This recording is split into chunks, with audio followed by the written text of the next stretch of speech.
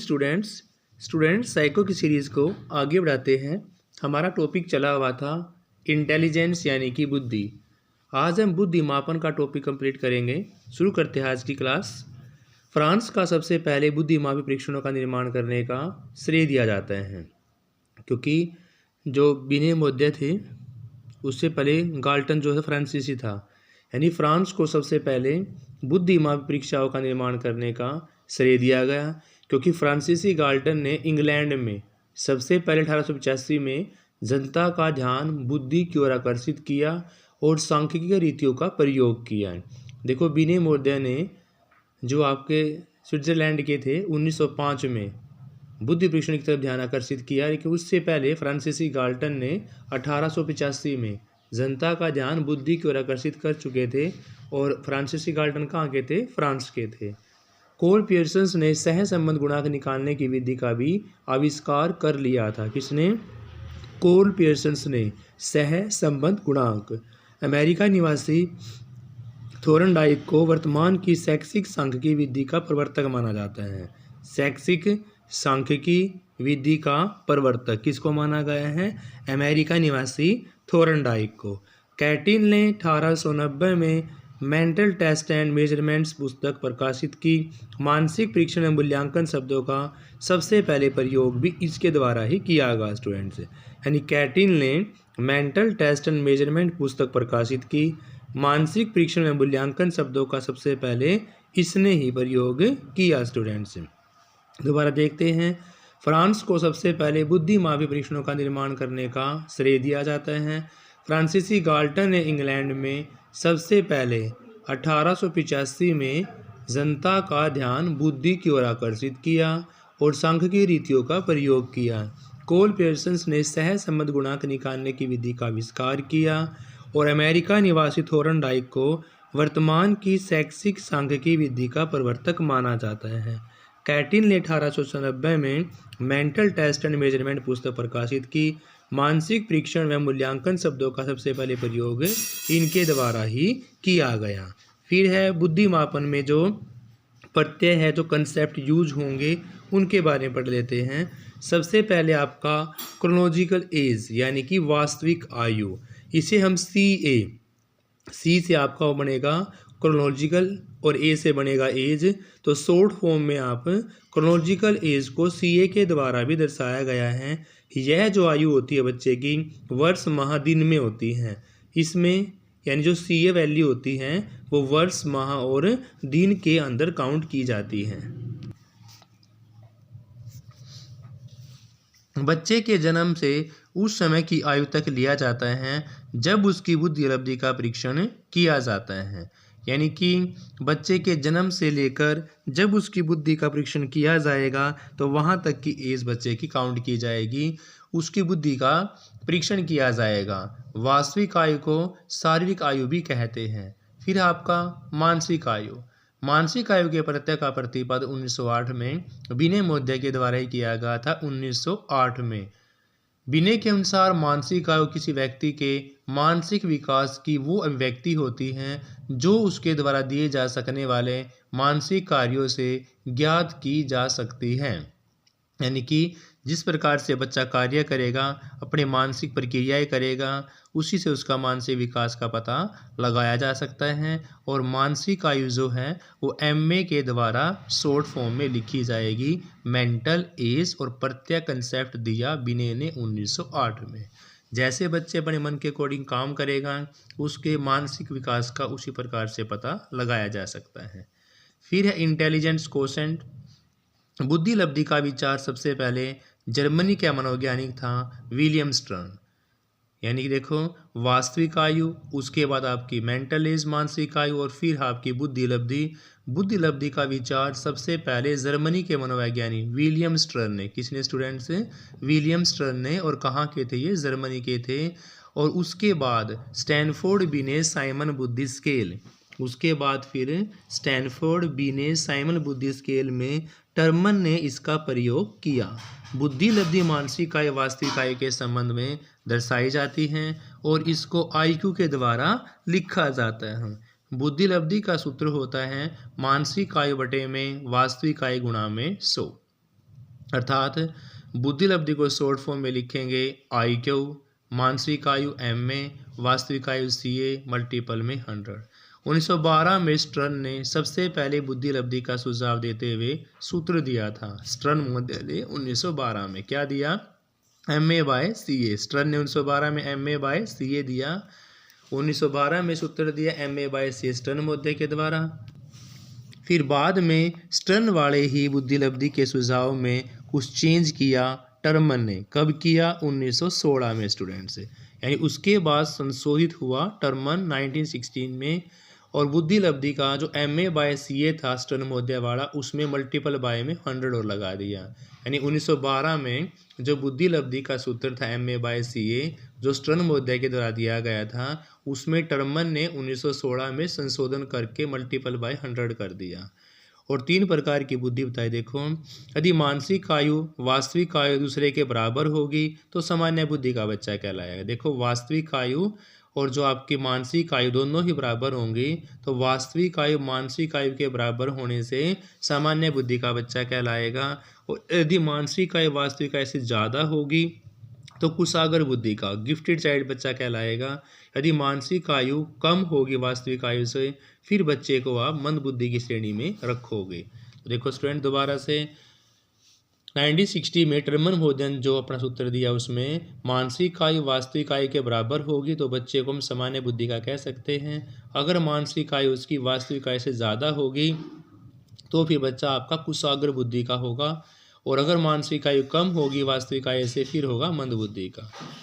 तो भारतीयों के लिए जो राइस महोदय हैं बुद्धिलब्धि के अनुसार वर्गीकरण किया कि 55 से कम आपका क्षीण बुद्धि के अंदर आएगा, फीबल माइंड, यानी कि क्षीण बुद्धि 55 से कब। राइस महोदय ने बताया 55 से 70 के बीच में सीमावर्तीहीनता आएगी, 70 से 85 में मंद बुद्धि, 85 से 120 में औसत और 120 से 140 में श्रेष्ठ, 140 से 165 में अतिश्रेष्ठ और 165 से अधिक में आएगा आपका प्रतिभाशाली स्टूडेंट्स। यानी 55 से कम क्षीण बुद्धि, 55 से 70 सीमावर्तीहीनता, 70 से 85 मंद बुद्धि और 85 से 120 औसत, 120 से 140 श्रेष्ठ, 140 से 165 अतिश्रेष्ठ और 165 से भी ज़्यादा आएगा आपका प्रतिभाशाली के अंदर।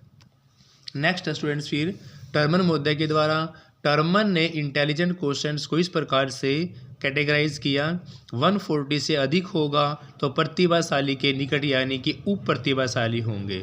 अगर 140 से अधिक है तो प्रतिभाशाली के निकट उप प्रतिभाशाली, 120 से 140 के बीच में वेरी सुपीरियर यानी कि अति उत्कृष्ट बच्चे आएंगे, 110 से 120 के बीच में सुपीरियर बच्चे आएंगे उत्कृष्ट, और 90 से 110 में सामान्य यानी कि एवरेज बच्चे आएंगे, 80 से 90 मंद बुद्धि डलनेस आएंगे, 70 से 80 सीमा पर बोलेंगे, सीमा पर यानी कि फीबल माइंडेड, 70 से कम मूर्ख यानी कि मंद बुद्धि से भी नीचे, 50 से 70 मूढ़ बुद्धि और 25 से 50 जड़ बुद्धि और 25 से भी अति मूर्ख। दोबारा फिर देखते हैं।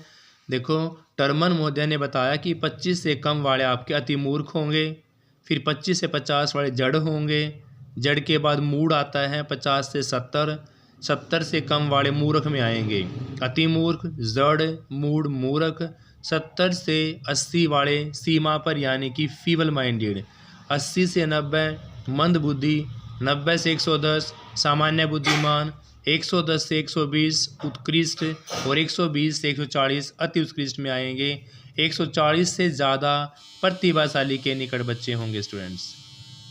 नेक्स्ट वर्गीकरण किया गया स्टूडेंट्स मैरिल के द्वारा।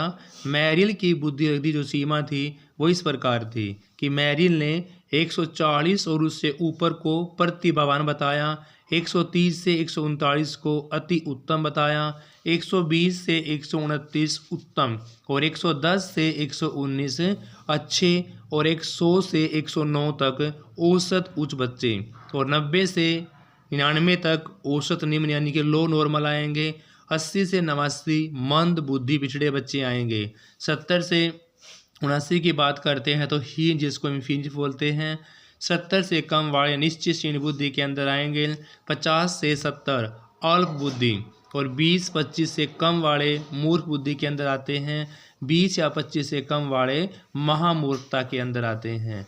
यानी मेरिल महोदय ने जो कैटेगराइज किया वो महामूर्ख, मूर्ख, अल्प बुद्धि, निश्चयहीन बुद्धि, हीन, मंद बुद्धि, औसत, औसत उच्च, फिर अच्छे, फिर उत्तम, अति उत्तम और लास्ट में जाके प्रतिभावान बताया। महामूर्ख बुद्धि बताई मेरिल महोदय ने 20 से 25 वाले, महामूर्ख 20 से 25 वाले, मूर्ख 20 या 25 से 50 तक वाले, अल्प बुद्धि 50 से 70, निश्चयहीन जो बिल्कुल आपकी डेफिनेट फीबल होगी 70 से कम, हीन भावना वाली 70 से 79, 80 से 89 आपका मंद बुद्धि पिछड़े और 90 से 99 आएगा आपका औसत।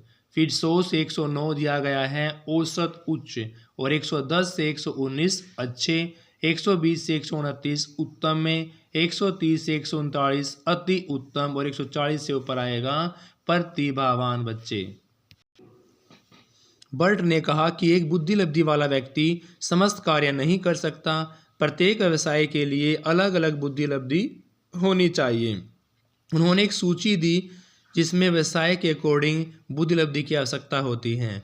150 बुद्धि लब्धि वाले व्यक्ति वकील, डॉक्टर, अध्यापक या प्रशासकीय व्यवसाय हेतु सबसे उपयुक्त माने जाते हैं। 150 बुद्धि लब्धि वाले बच्चे जो होते हैं, वकील है, डॉक्टर है, अध्यापक है, ये सारे प्रशासकीय व्यवसाय हेतु उपयुक्त होते हैं।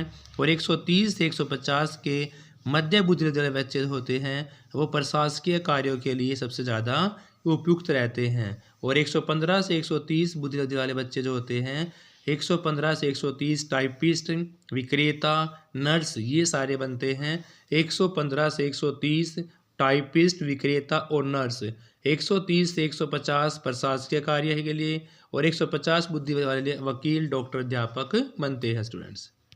उससे ऊपर है फिर 100 से 115 वाले आपके दर्जी, बढ़ई, ये बनेंगे स्टूडेंट्स। जिसकी बुद्धि लब्धि 100 से 115 के बीच में होगी वो दर्जी और बढ़ई का काम करने के लिए उपयुक्त होते हैं। 85 से 100 बुद्धि लब्धि वाले बच्चे आपके नाई, कर्मचारी, खदान आदि के लिए पर्याप्त होते हैं। 85 से 100 नाई, कर्मचारी, खदान। 70 से 85 श्रमिक और पैकर यानी पैकिंग करने का काम करते 70 से 85 वाले। और जो 50 से 70 वाले होते हैं वो निम्न कोटि के श्रमिक होते हैं। 50 से 70 श्रमिक और 50 से कम की बात करते हैं स्वतंत्र रूप से कार्य नहीं कर सकते। 50 से कम बुद्धि लब्धि वाले बच्चे स्वतंत्र रूप से कार्य नहीं कर सकते। निम्न कोटि के श्रमिक 50 से 70 तक होते हैं। 70 से 85 वाले बच्चे श्रमिक होंगे या पैकिंग का काम करेंगे। 85 से 100 वाले नाई, कर्मचारी, खदान में काम करेंगे। और 100 से 115 दर्जी या बढ़ई होंगे स्टूडेंट्स। उसके बाद आपका बुद्धि परीक्षण। बुद्धि परीक्षण दो प्रकार का है, एक व्यक्तिगत बुद्धि का मापन कर सकते हैं और एक समूह के अंदर। व्यक्ति वाला आपका व्यक्तिगत बुद्धि परीक्षण कहलाएगा और सामूहिक वाला सामूहिक। फिर व्यक्तिगत भी सामूहिक भी दो प्रकार के होते हैं, एक शाब्दिक, दूसरा अशाब्दिक। शाब्दिक और अशाब्दिक बुद्धि परीक्षण, शाब्दिक और अशाब्दिक बुद्धि परीक्षण कहलाएगा। तो देखो सबसे पहले आप व्यक्तिगत और सामूहिक परीक्षण के बारे में पढ़ते हैं। यह अध्ययन बालक के भावात्मक अनुकूलन, उसके कार्य करने का ढंग, उसकी रुचियों की प्रकृति के बारे में समझने में सहायता करता है कि अगर हम बच्चे का व्यक्तिगत या सामूहिक परीक्षण करते हैं तो उस परीक्षण के आधार पर बच्चे के भावात्मक विचार कैसे हैं, उसकी कार्य करने की शैली कैसी है, रुचि किस किस के अंदर है, ये सारी बातें समझने में हमारी हेल्प होती हैं। व्यक्तिगत परीक्षाओं से बालक का बुद्धि परीक्षण अधिक वैध और विश्वसनीय होता है। व्यक्तिगत परीक्षाओं से बालक का बुद्धि परीक्षण ज़्यादा वैध और विश्वसनीय होता है। अगर प्रमुख व्यक्तिगत परीक्षण की बात करते हैं तो स्टैनफोर्ड बिने, वेस्लर वैल्यू, बर्ट शक्ति, मिनीसोटा, ये चार परीक्षण जो आपके वो व्यक्तिगत है स्टूडेंट्स। जैसे व्यक्तिगत परीक्षण में स्टैनफोर्ड बिने परीक्षण है, वेस्लर वैल्यू परीक्षण है, बर्ट तर्क शक्ति परीक्षण है और मिनीसोटा है।